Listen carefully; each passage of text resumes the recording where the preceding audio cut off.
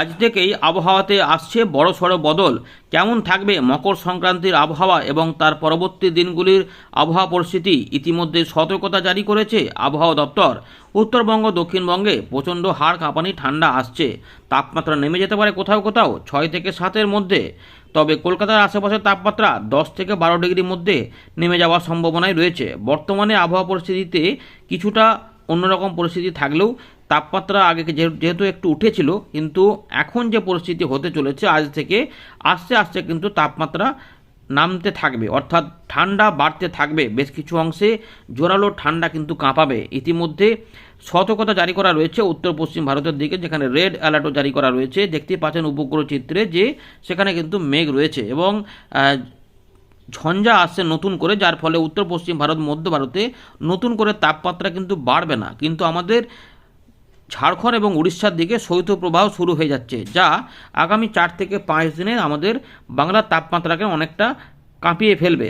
যাতেই কিন্তু সতর্কতা থাকছে আমাদের বঙ্গবাসীর জন্য। তবে যেটুকু আভাস বা আপডেট পাওয়া যাচ্ছে তাতে আমরা যেটা জানতে পারছি যে মকর সংক্রান্তির দিন কিন্তু আকাশ পরিষ্কার থাকবে।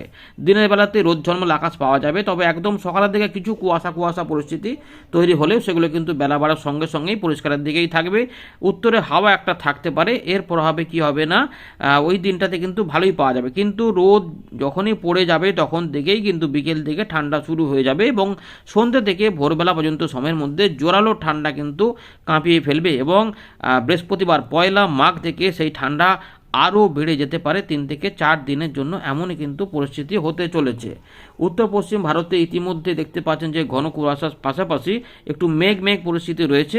এখানে নতুন করে কিন্তু ঝঞ্ঝা আসছে এবং মাসের শেষে জোরালো ঝঞ্ঝার ফলে সেখানে কিন্তু ভারী বৃষ্টিপাত, ভারী তুষারপাত এবং কোথাও কোথাও সমতল ভূমিতে কিন্তু শিলা বৃষ্টিপাতের পরিস্থিতি হতে পারে। সেগুলো কিভাবে কি যাবে আমরা দেখাবো এই ভিডিওতে। দক্ষিণ ভারতে কিন্তু এখন আর ভারী বৃষ্টিপাত হবে না, 2-1 জায়গায় হালকা বিক্ষিপ্ত বৃষ্টিপাত হলেও সেখানে দুর্যোগ পরিস্থিতি কিন্তু কমে যাচ্ছে। যে গভীর নিম্নচাপ এসেছিল তার প্রভাব কিন্তু অনেকটাই কমে যাচ্ছে। তাই বঙ্গোপসাগরে মৎস্যজীবীদের কোনো সতর্কতা নেই।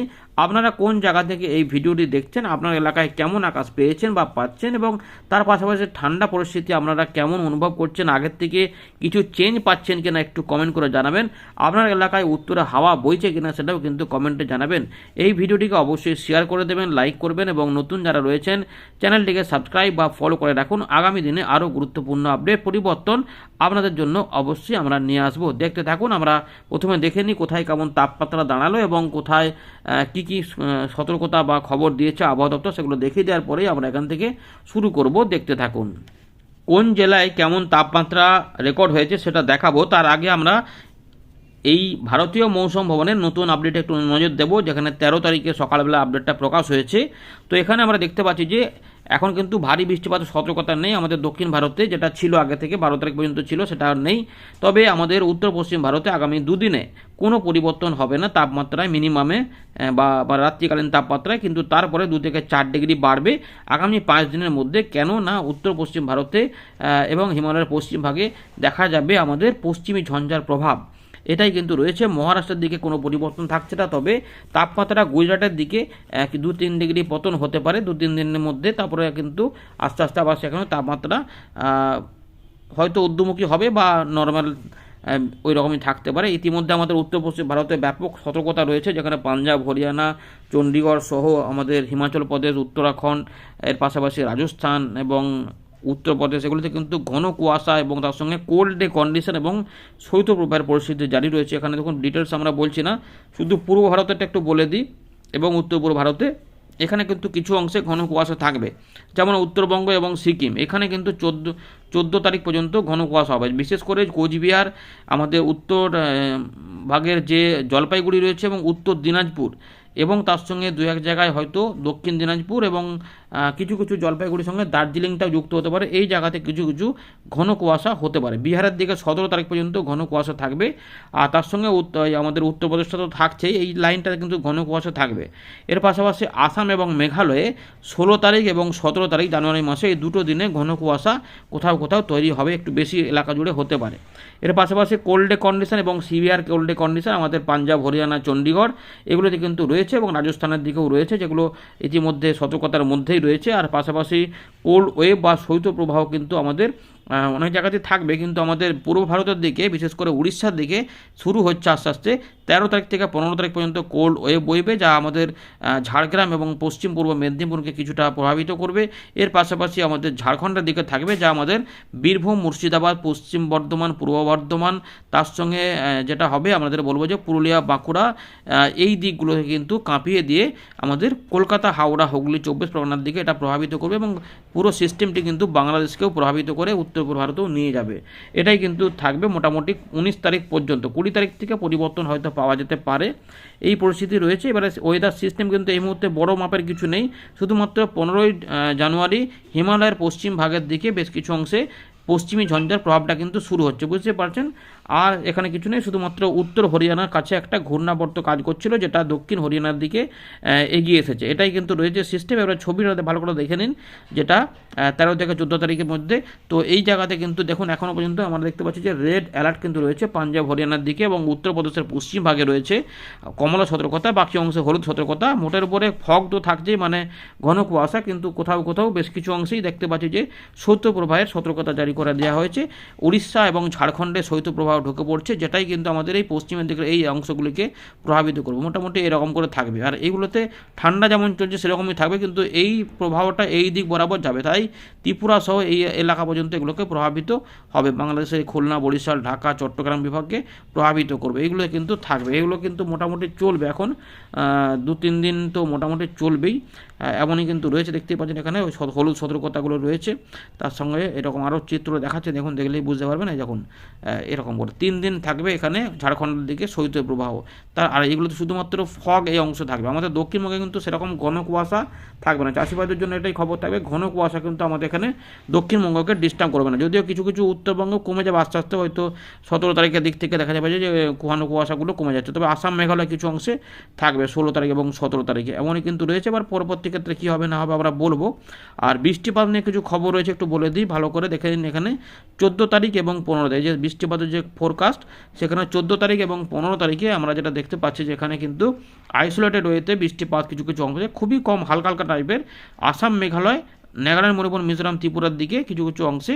তবে ত্রিপুরার দিকে বৃষ্টিপাতের চান্স নেই। তবে উত্তরবঙ্গের সিকিম এবং সংলগ্ন আমাদের পাহাড়ি অঞ্চলে কিছু কিছু অংশে বিক্ষিপ্ত লাইট বা ভেরি লাইট রেন বৃষ্টিপাত হতে পারে, মানে লাইট রেন হতে পারে, খুবই হালকা বৃষ্টিপাত এমনই কিন্তু রয়েছে। কিন্তু এরপরে যেটা হবে ঝঞ্ঝার প্রভাবে এই জম্মু কাশ্মীর এইগুলোতে কিন্তু ভারী বৃষ্টিপাত, তুষারপাত থাকবে। তাই এখানে কিন্তু বৃষ্টিপাতের প্রভাব দেখা যাচ্ছে। পাঞ্জাব, হরিয়ানা, চণ্ডীগড়ের দিকেও কিছু বৃষ্টিপাত কিন্তু এখানে এগিয়ে আসবে, বুঝতে পারছেন। তো এগুলো কিন্তু আমাদের বলে রাখলাম। এরপরে মাসের শেষের দিকে আরও জোরালো ঝঞ্ঝা আসতে পারে, তার ফলে ভারী বৃষ্টিপাত, ভারী তুষারপাত এবং 2-1 জায়গায় শিলা বৃষ্টিপাতেরও আশঙ্কা কিন্তু থাকছে। আমরা চলুন একে একে দেখাবো, দেখতে থাকুন, আশা করি আপডেটটি কাজে লাগবে।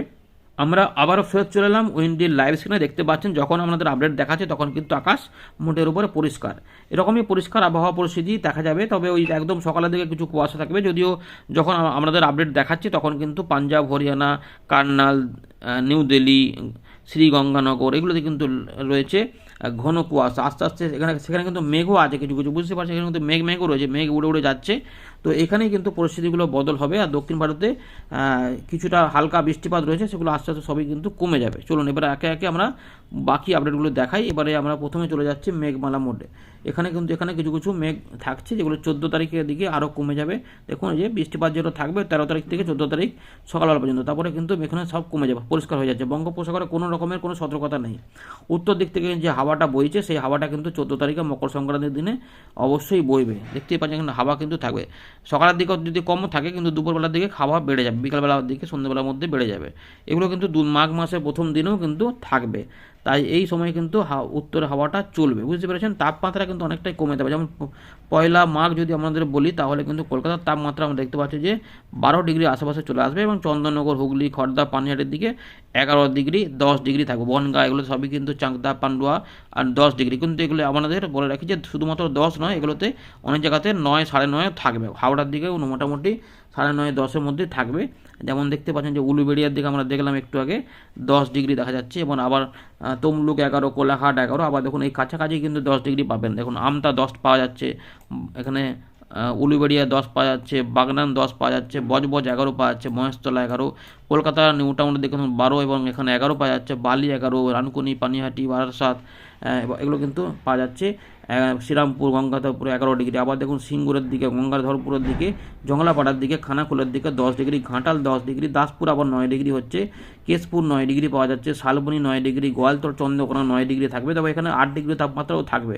আলমগড়া রয়েছে 9 ডিগ্রি, বুঝতে পেরেছেন। দেখুন তালডাংরা মানে বাঁকুড়ার দিকে চলে যদি যাই, বিষ্ণুপুর, এগুলো থেকে 9 ডিগ্রি 8 ডিগ্রি থাকবে। ওন্ডা 9 ডিগ্রি, রতনপুর 9 ডিগ্রি, এবারে বীরবাড়া, ছাতাপুর, হাতিরামপুর 9 ডিগ্রি, মানে খাতড়া 9 ডিগ্রি, মানে বাঁকুড়া পুরুলিয়ার দিকে দেখুন সিন্দিরিন 8 ডিগ্রি। এবারে দেখুন বন্দুয়ার দিকে, বামুনদিয়া দেখুন এখানে কিন্তু 7 ডিগ্রি, বড়বাজার মানে পুরুলিয়ার দিকে 7 ডিগ্রি তাপমাত্রাও থাকবে। বাঘমুন্ডি, শুকনা, এদিকে দেখুন কেন্দা সবই 9 ডিগ্রি 8 ডিগ্রির মধ্যে ঘোরাফেরা করছে। দেখুন পুরুলিয়ার দিকে 8 ডিগ্রি চলে যাবে, সিন্দ্রেজ, হালদা, জয়পুর এগুলোতে কিন্তু পরিষ্কার দেখা যাচ্ছে মুড়ি সব 7 ডিগ্রি, মানে বুঝতে পারছেন যে হাড় কাঁপানি ঠান্ডা কিন্তু বৃহস্পতিবারের মধ্যে চলে আসবে। এবং আসানসোল, দুর্গাপুর এগুলোতে কিন্তু 9 থেকে 10 ডিগ্রির মধ্যে ঘোরাবে। দুর্গাপুর 10, আবার দেখুন আসানসোল 9, রঘুনাথপুর 8, এবং বোলপুর এখানে কাটোয়ার দিকে 9 ডিগ্রি, গুসকরা 9 ডিগ্রি, বর্ধমানে 9 ডিগ্রি থাকবে। খণ্ডঘোষ, পাত্রসায়ের, মেমারি, মন্তেশ্বর এগুলো, জামালপুর 9 ডিগ্রি থাকবে। ভাতার, মন্তেশ্বর, মঙ্গলকোট এগুলো কিন্তু দেখুন পূর্বস্থলী, পাটুলি, মুরাগাছা এগুলো 9 ডিগ্রির মধ্যে থাকবে। কাটোয়া, কালনার দিকেও 9 ডিগ্রি থাকবে। কেতুগ্রাম, কালীগঞ্জ, দেবগ্রাম থেকে শুরু করে তেহট্ট, মেহেরপুর, বাংলাদেশের যে বর্ডার রয়েছে পশ্চিমবঙ্গের সঙ্গে, এগুলো দামোহরা, করচাঁদপুর, 10 ডিগ্রি থেকে 11 ডিগ্রির মধ্যে চুয়াডাঙ্গা, 10-11 মধ্যে ঘোরাফেরা করো, নড়াইল এগুলো কিন্তু রয়েছে, বুঝতে পেরেছেন। এর পাশাপাশি বামুন্ডি রয়েছে 10 ডিগ্রি, আমাদের করিমপুর, জলঙ্গি 10 ডিগ্রি থাকছে, এবং চড়া আর লালপুর, ইসুরদি এগুলো, পাবনা এগুলোতে কিন্তু বাংলাদেশের দিকে 11 ডিগ্রির মধ্যে যাবে। কিন্তু আমাদের এই যে বীরভূম এবং মুর্শিদাবাদ এখানে কিন্তু বিভিন্ন অংশ, হরিহরপাড়া, বেলডাঙ্গা দেখুন নওদা সবই 9 ডিগ্রির মধ্যে থাকবে। কোথাও কোথাও কিন্তু কিছু কিছু পকেটে এর থেকে কম তাপমাত্রা ফিলিং হবে। Sagardighi 9 degree, Bhagwangola 10 degree, Lalgola 10 degree, Murarai 9 degree, Nalhati 9 degree, এখানে শিকার রয়েছে, শিকারপিরা 10 ডিগ্রি, দুমকা 9 ডিগ্রি, বুঝতে পারছেন। তো এই যে জায়গাগুলো রয়েছে কিন্তু প্রচণ্ড ঠান্ডা কিন্তু আমাদের কাঁপাবে। ঝাড়গ্রামের দিকে যদি চলে যায় সেখানেও কিন্তু ভালোই তাপমাত্রা পতন থাকবে। সেখানে দেখুন এখানে 9 গ্রাম 10, এখানে কাশিয়ারি, গোপীবল্লভপুর 8 ডিগ্রি, বুঝতে পেরেছেন। তো আর ঝাড়গ্রাম 9 ডিগ্রি, তো বিনপুর 9 ডিগ্রি। তো এই যে এলাকাগুলি রয়েছে কিন্তু ভালো কাঁপাবে একদম উপকূল তীরবর্তী অংশে। বা যদি দীঘার দিকে চলে যায়, দীঘার দিকে তখন 12 ডিগ্রি দেখাচ্ছে, কিন্তু 12 ডিগ্রিটা অবশ্যই 10 বা 11-তে চলে আসবে, বুঝতে পেরেছো। তো এরকমভাবে ব্যাপারটা থাকবে। খেজুরি, কাঁথি 10 থেকে দেখো, এগুলো কিন্তু এখানেও কিন্তু ঠান্ডাটা পৌঁছাবে, তার নামখানা সবই কিন্তু ঠান্ডাখানা চলে আসবে, কোনো চিন্তা নেই। ঠান্ডাখানা অবশ্যই থাকবে। মোটামুটি আমরা যখন শুক্রবার দেখবো সেখানেও কিন্তু আমরা দেখতে পাচ্ছি 8-9 ডিগ্রির মধ্যে তাপমাত্রা আছে। কলকাতার দিকে 12 ডিগ্রির মধ্যেই থাকবে, 11 থেকে 12-এর মধ্যে। বাকি সমস্ত জায়গায় মোটামুটি 9 থেকে 10-এর মধ্যেই ঘোরাফেরা করবে। একই পরিস্থিতি মালদা, দিনাজপুর থেকে শুরু করে উত্তরবঙ্গে কিন্তু খুব তাপমাত্রা কমবে না, খুব বাড়বেও না, 10 থেকে 11-এর মধ্যেই ঘোরাফেরা করবে পুরো তাপমাত্রা। বাংলাদেশের বিভিন্ন অংশে কিন্তু মোটামুটি আমরা দেখতে পাচ্ছি যে ওই 10-11-12 মধ্যে থাকবে। তবে শৈত্যপ্রবাহের মতো পরিস্থিতি তো বাংলাদেশে অবশ্যই থাকবে। ত্রিপুরার বিভিন্ন অংশে আমরা যেটা দেখবো যে পৌষ সংক্রান্তির দিন থেকে শুরু করে মোটামুটি 13-14 মধ্যেই ঘোরাফেরা করবে। 2-1 জায়গায় হয়তো 15 হলেও মোটামুটি ঠান্ডা কিন্তু থাকবে। এই ঠান্ডা প্রভাবিত হয়ে যাবে, তাই 17, 18, 19 তারিখ পর্যন্ত এই ঠান্ডাটা আমরা পাবো। এই রয়েছে আপাতত খবর। তবে কুয়াশা দেখতে পাচ্ছেন যে ব্যাপক কিন্তু কুয়াশা উত্তর পশ্চিম ভারত থেকে এগুলোতে থাকবে। এইটা রয়েছে মোটামুটি আগামী কয়েকদিনের খবর। এবার রবিবার থেকে একটু আধটু করে পরিবর্তন হবে। দেখুন শনিবার রোববারে কিন্তু কুয়াশা মনে হচ্ছে যেন উত্তর ভাগের থেকে হবে। এবারে যে ব্যাপারটা হবে এই যে তৃতীয় সপ্তাহের পরে মানে চতুর্থ সপ্তাহের শুরুর দিক থেকে এখানে কিন্তু জোরালো ঝঞ্ঝা আসবে, যেখানে ভারী বৃষ্টিপাত, তুষারপাত আসবে। দেখুন এখানে একদম পরিষ্কার দেখা যাচ্ছে জোরালো বৃষ্টিপাত রাজস্থান, পাঞ্জাব, হরিয়ানা, চণ্ডীগড়, দিল্লি এগুলো হয়ে যাবে, এবং জম্মু কাশ্মীর, লাদাখ ওদিকে ভারী বৃষ্টিপাত, তুষারপাত কিন্তু থাকবে, বুঝতে পেরেছেন। তো দেখুন প্রচণ্ড বৃষ্টিপাত বা দুর্যোগপূর্ণ পরিস্থিতিও আসতে পারে। পাহাড়ি অঞ্চলেও ভারী বৃষ্টিপাত হবে এবং দুর্যোগ পরিস্থিতি লম্বা এলাকা জুড়ে কিন্তু এটা যাবে। এটা উত্তরপ্রদেশ পর্যন্ত এগিয়ে যাবে বৃষ্টিপাত নেবে। আর কতটা বৃষ্টিপাত দেবে সেটা পরে বোঝা যাবে, এখনও সময় আছে। মোটামুটি একটা দুর্যোগ আসছে যেটা উত্তর পশ্চিম ভারতের সমতল ভূমি এবং পাহাড়ি অঞ্চলগুলোকে ভারী বৃষ্টিপাত, তুষারপাত নিয়ে যাবে। এবার এটার প্রভাবে এগোলে সিকিম বা দার্জিলিংয়ের উত্তর ভাগে এবং অরুণাচল প্রদেশের দিকে কী প্রভাব হবে সেগুলো আরও কয়েকটা আপডেট এলে বোঝা যাবে যে এখানেও এটা বৃষ্টিপাত ঢালবে কিনা। আপাতত দক্ষিণবঙ্গে কোনো বৃষ্টিপাতের প্রভাব নেই। মাসের শেষের দিকে দেখা যাক কত তাপমাত্রা হতে পারে, এখানে একটু দেখে নেওয়া যাক। এখানে কিন্তু তাপমাত্রা মোটামুটি অ্যাভারেজ থাকবে, ওই 13 থেকে 15-এর মধ্যেই চলে আসবে, কারণ এখানে বাধা পেয়ে যাচ্ছে। আপাতত 19 তারিখ পর্যন্ত আমরা ঠান্ডাটা ভালোই পাবো। এই রয়েছে আপাতত খবর। ধন্যবাদ।